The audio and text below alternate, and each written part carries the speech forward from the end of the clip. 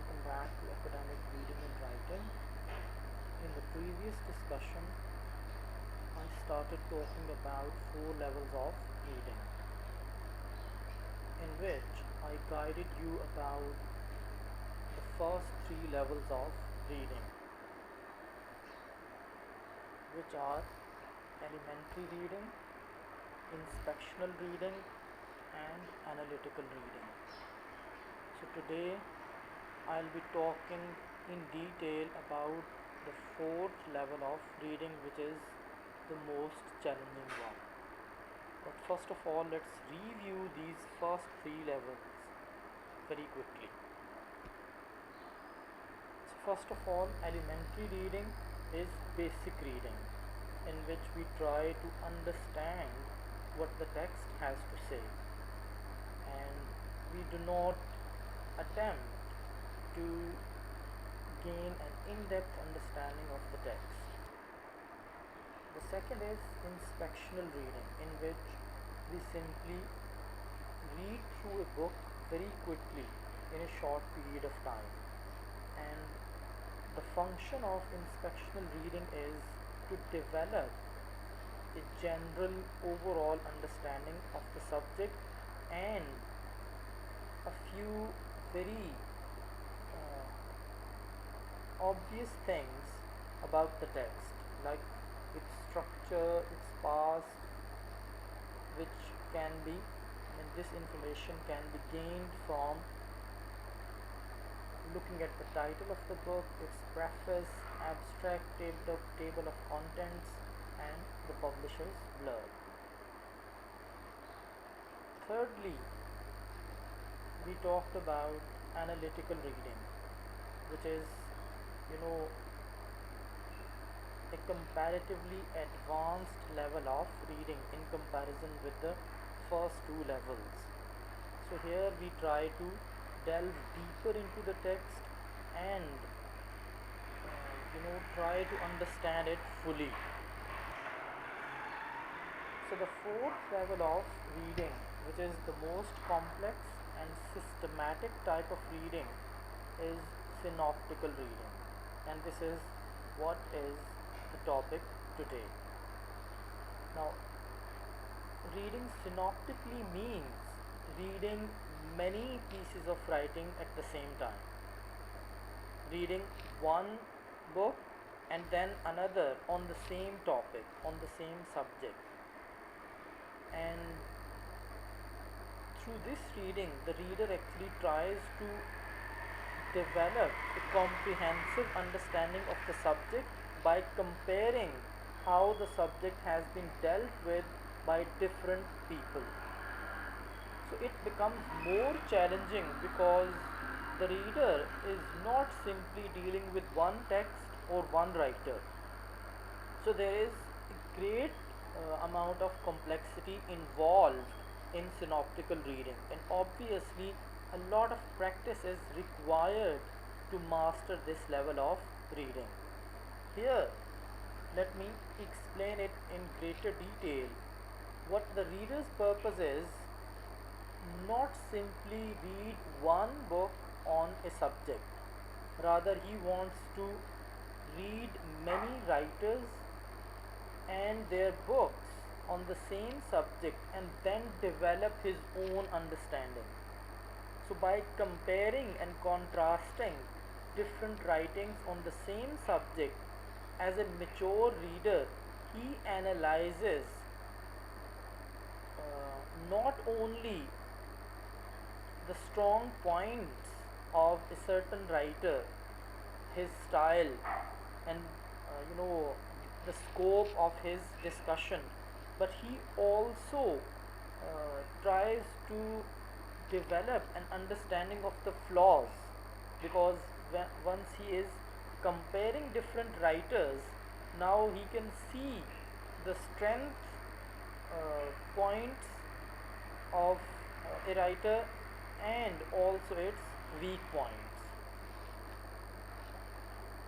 So he studies all these books in relation to one another on the same subject which they are discussing. and the objective is to develop an analysis of the subject that may not be in any of the books. This is a point that must be understood in order to truly comprehend the purpose and objective of synoptical reading. Here, the reader's purpose is not simply to rely on the discussion of all these writers. After reading them, going through their ideas, now, since he has read widely and knows the subject fairly well, as a critic, he can develop his own understanding. He can generate his own ideas on the basis of this wide reading. So, what he is trying to do is to reach a holistic and more nuanced understanding of the subject. So, his understanding is not simply confined to the discussion and ideas of these writers. Rather, after reading it, he is able to see this subject on his own independently. He is able to generate his own ideas and argue about the subject on the basis of his own understanding and knowledge. So this level of reading is actually expected of mature readers, critics and scholars, because at this level their knowledge is not to be confined to one book, and at the same time not dependent on the discussion of a writer. Rather, they have their own independent understanding, and they have their own individual arguments on the subject that they can certainly defend logically and based in the already available literature. So this is what synoptical reading is. Now, if we conclude this topic, 4 levels of reading, you must have realized that reading is not simply flipping through a book, flipping through the pages of a book, going through a book. It is much more complex. If reading has to serve a serious scholarly academic purpose, otherwise it will simply be a waste of time. So for a student of literature who is doing a complete degree, reading is a very productive activity. Here I want to quote a sentence from English essayist Francis Bacon, who said, "Some books are to be tasted, others to be swallowed, and some few to be chewed and digested." So here he is simply talking about 3 types of books, or we can say he is categorizing the books into 3 types. Some books are just to be read once. They are to be tasted, that's it. They do not actually go down into your stomach. So this is a metaphor of food that he is using to describe reading. So we read those books, we enjoy, although this enjoyment may not be due to the humor in the book, rather due to a kind of role that reading plays to enlighten the reader. Second type of books are to be swallowed. They are not simply to be tasted, rather they have to be they have to reach down in your stomach like food. So these books are to be read more carefully. They are to be given more time, and we need to spend more time on trying to comprehend the book, its contents, its structure, the style of the writer, the significance of ideas, and some few to be chewed and digested. So third type of books are those which are to be really, you know, paid attention to.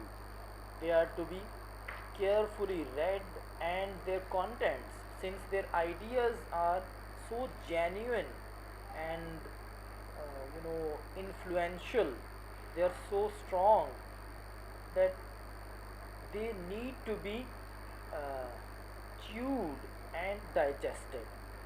So you can see that again he is dividing reading into three levels, and similarly we have talked about four levels of reading. So this whole discussion actually enables you to understand that reading is not the same every time we do it. Sometimes we read in order to entertain ourselves. That reading is simply superficial. We just go through the book very quickly because it is not our purpose to comprehend it and understand its deeper meanings. Rather, we just want to pass our time. Or the book is, quite simple, and it does not uh, challenge the reader to pay great attention to it. Similarly, we have sometimes books which need to be analyzed, and the most challenging level that we have just discussed is synoptical reading, where you do not only talk about one book, you do not only read one book, rather you read many, and then you compare and contrast them, develop your own knowledge. So this is, what four levels of reading is all about. At the end of this discussion, I want to remind you to submit your first assignment as soon as possible. And in relation to this topic that we have just covered, four levels of reading, there is, another assignment that you people have to do, and this is a reading and writing assignment at the same time. The first assignment was simply based on writing skills. Now this one is about both reading and writing. So there is a very beautiful short story written by Lime Flaherty. The title of the story is His First Flight, which is about the first ever time of a young seagull taking flight in his life, and how the writer depicts this whole scene. I mean, this is about a young seagull who is not confident about himself and has doubts about his ability to fly the way his younger brother and sister have already done. So read this short story and then try to find any other short story on bird life and compare these two short stories. So in order to find any other short story, what you can do is simply use Google as your guide. You will find many options, many websites mentioning different short stories. So simply read these two, and then you are supposed to write your own analysis of both of these short stories. Now it depends on you how you structure your assignment. It can be divided into two parts. The first part will deal with your analysis of Lime Flaherty's short story His First Flight, and the second part will talk about the short story that you will find on Google. And then in conclusion, or part 3, you will compare and contrast both of these short stories. So this is it for today. See you in the next discussion. Allah Hafiz.